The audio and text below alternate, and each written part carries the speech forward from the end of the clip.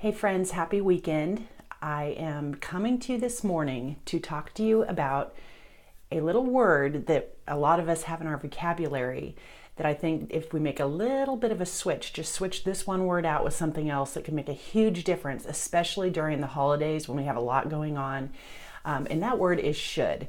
So I don't know about you, but I've been hearing a lot of people sort of exasperating Lee sounding, saying, "Oh, I should do this," or "I should," or "I need to do this." That's another word too. I need to do this. But wanted just to talk about the word should. So first of all, around the holidays, here we are. We're just coming up on Christmas and Hanukkah and the New Year, and I know there's a lot of expectations for most people around this time of year.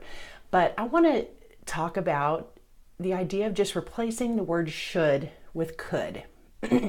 I think by just making that little bit of a switch, for example, oh, I should make those 17 dozen cookies for all the neighbors, whatever. What about I could make those 17 dozen cookies for all the neighbors? Now, number one, I don't know about you, but if you try that out and you just say it, it takes a complete burden off. It's amazing what one little word could just lifts the burden of something that you should do. Should feels like, you're trapped into it and you're not even doing it willingly. You're really doing this because you have to, or you should do this. But just by switching the word out with could. So I want you to try that on things on your list. Maybe right now, if this weekend some of us are out there scrambling trying to get presents. Oh, I should get that person one more present, or I should, get this person this gift basket or whatever. Well, instead, sit down and think about, okay, I could be getting Danny and Bobby and Jelly and whoever these different Christmas gifts, but then think about this, switching the word out, well, I could get them this, but then go through this. This is a little bit more about being intentional about even just gift giving. Think about that if you then say, with each experience, only the ones that are really causing you stress, but take one. Let's say you had to buy your Uncle Bobby a present and you were just not feeling it. First of all, look at what the purpose is of getting that present for this person. What is the purpose? Is it just because you feel like you have to do this? And there are some things in life that, you just have to do it. You just have to suck it up and do it. But let's just look at this. Do you really have to? Should you get this person a present, or could you do something different? Could you instead say, hey, this year let's spend time together, or let's go on a hike together or something like that. So just get creative and think about something that actually brings you joy. If this is supposed to be the most wonderful time of the year, let's act like it. And secondly, you could also say, with some of these should things, what would happen if you didn't do it? Like, let's say, oh, I should bake those 17 apple pies for my family because that's always what I do. Well, what happens if you don't? What happens if you narrowed it down and you made two and then you asked other people to bring something? What happens if you completely didn't do it and asked people to bring something, or you went and bought some pie at the market? No one's going to die. You're going to feel better. You may feel a little guilt at first, but don't let it go. And let's just see when people come and there may be, oh man, I miss your pie. Yeah, gosh, it just takes up so much of my time and I'm really trying to exercise and spend more time with the family and that kind of thing. So, I didn't get around to it this year. Who cares? That's it, done.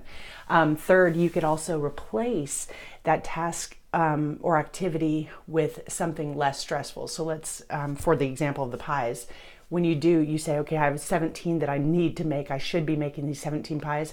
Just dialing it back. So the two things.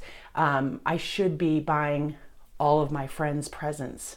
Dial it back and say, you know what, I'm not going to buy all my friends' presents. I'm just going to give them each a card and really write something I think well-meaning for them.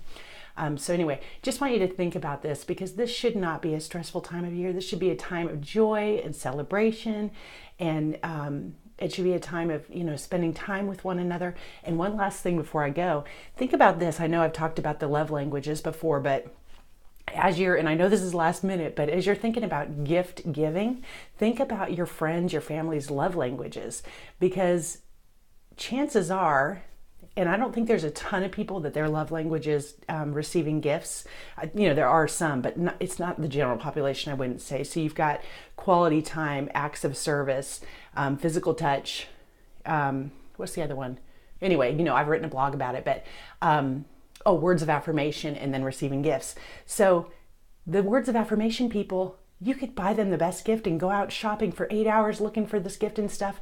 And if you instead just said something really great, nice to them, or wrote something in a card, a word of affirmation, they would love it. So really, at times we are actually making too much work out of everything. If you have someone that you know is quality time, tell them, hey, for Christmas, I want to give you the gift of, we're going to hang out and clean out your closet. That's actually something me and my friends are going to be doing in January. We're going to declutter each other's closets. We kind of made this pact that that's what we were doing in the new year, and I am loving it because I'm an acts of service. That's my love language. And so people helping me to do a project is like the best thing in the whole world. Anyway, so I hope you have a Merry Christmas, Happy Hanukkah. I hope you have fun with your family or whatever you decide to do during this holiday season.